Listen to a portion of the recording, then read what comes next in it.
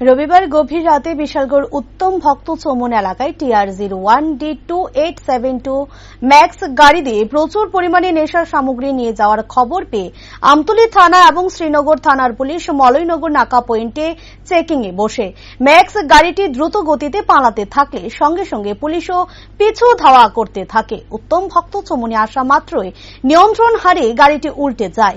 পরবর্তী সময়ে পুলিশ গাড়িতে তল্লাশি করে প্রচুর পরিমাণে নেশার সামগ্রী স্কপ উদ্ধার করে। তার পাশাপাশি গাড়িটিকেও আটক করে থানায় নিয়ে আসে।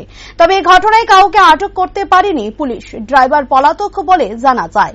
পুলিশ এই ব্যাপারে একটি এনডিপিএস আইনে মামলা নিয়ে ঘটনার তদন্ত শুরু করছে বলে জানান এবং আটক হওয়া নেশার সামগ্রীর বাজার মূল্য প্রায় 5 লক্ষ টাকা হবে বলে জানিয়েছে আমতলী থানার এসডিপিও আশিস দাশগুপ্ত।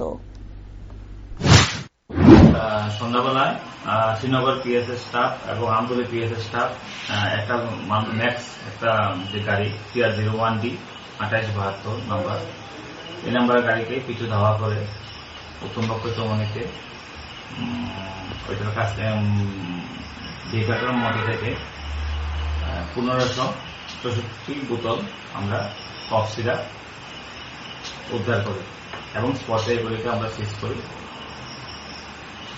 আর গাড়িটা অ্যাকচুয়ালি ধাওয়া করার সময় পুলিশ ধাওয়া করার সময় ওইটা উত্তম ভক্ত চৌমুনিতে রাস্তার মধ্যেই উল্টে যায়।